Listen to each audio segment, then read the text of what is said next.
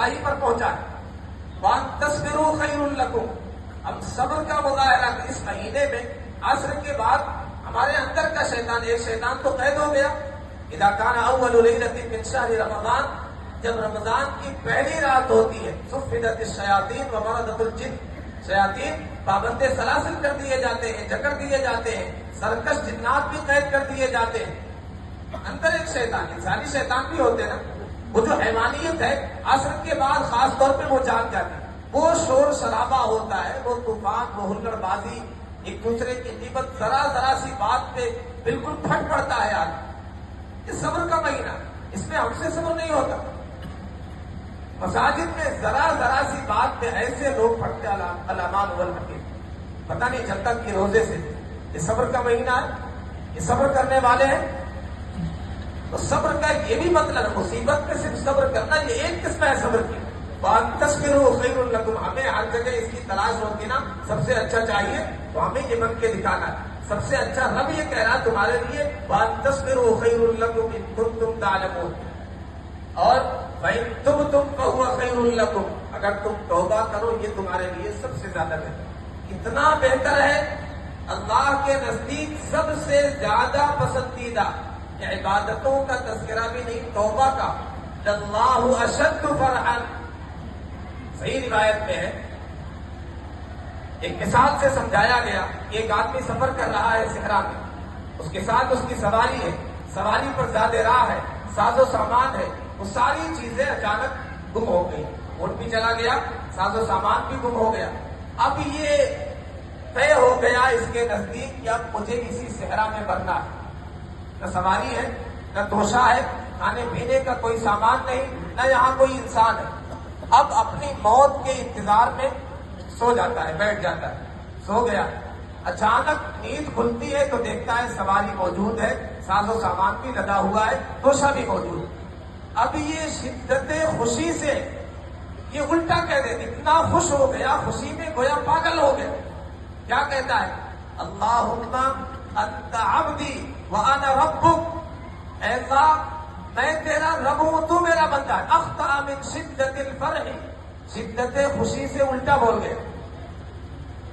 حدیث قدسی اللہ تعالیٰ فرماتا ہے جتنا یہ بندہ خوش ہوا ہے نا، اللہ کو اس سے زیادہ خوشی ہوتی ہے اگر بندہ توبہ کرتا ہے، اپنے رب کی طرف رجوع کرتا ہے. کیا شان ہے توبہ کی. یہ مہینہ توبہ کا، خاص طور پہ سحر کے وقت اٹھتے نہیں، فجر کی جماعت تک چھوڑ دیتے. 2-4 دن تو مسجدیں بھری رہتی فجر کی نماز، اس کے بعد دیکھیے سناٹا ہو جاتا ہے.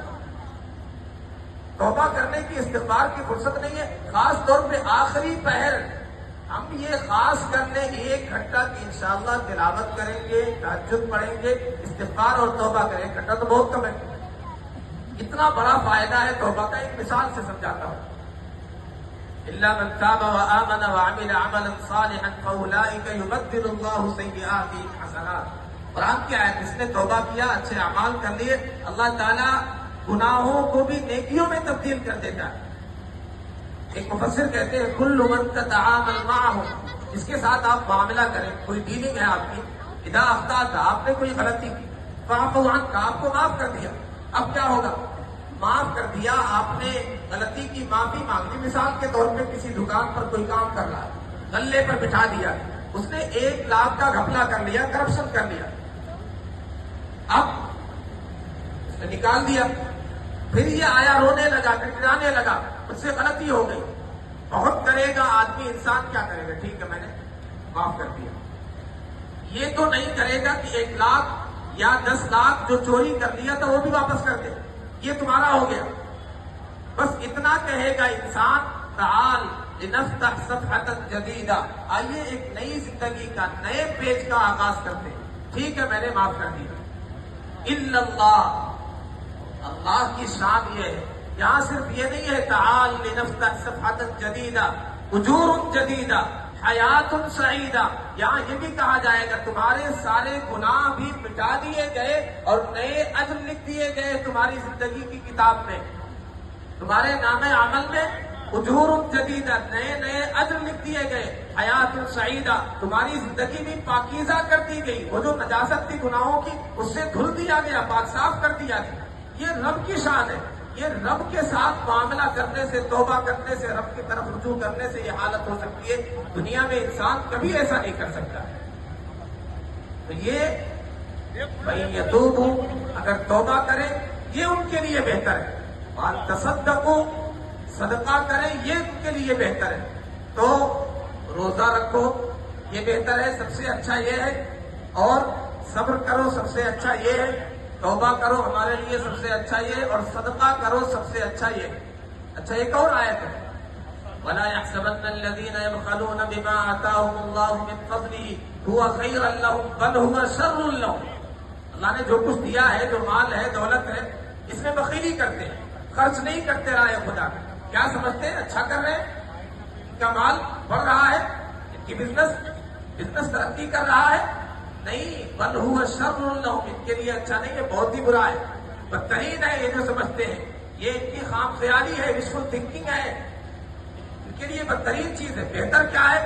وان تصدقوا خیر لکم، تم صدقہ کرو یہ تمہارے لیے بہتر ہے. اگر تم سمجھتے صدقہ کریں گے مال ٹھیک ہوگا، صحیح جگہ خرچ ہوگا، انسان نہیں جتلائیں گے، اور خفیہ انداز سے کریں گے. تبدوا الصدقات فنعما هي وان تخفوها وتؤتوها الفقراء فهو خير لكم. اگر چھپا کے کریں گے یہ زیادہ بہتر ہے. کتنا بہتر ہے؟ 10 سے لے کر کے 700 گنا تک مل جائے گا. تو یہ 3-4 کام ہے. میں نے 10 منٹ کا تذکرہ کیا تھا، 10 منٹ سے زیادہ ہو گیا. یہ 4 باتیں خاص طور پہ انشاءاللہ پلے باندھ لیں کہ ہمیں قدم قدم پہ اس چیز کی تلاش ہوتی. سب سے اچھا چاہیے، بہت اچھا چاہیے، بہتر چاہیے. تو ہمارے لیے بہتر کیا ہے؟ رب نے کیا فرمایا؟ صبر کرو تمہارے لیے بہتر ہے، روزہ رکھو تمہارے لیے سب سے اچھا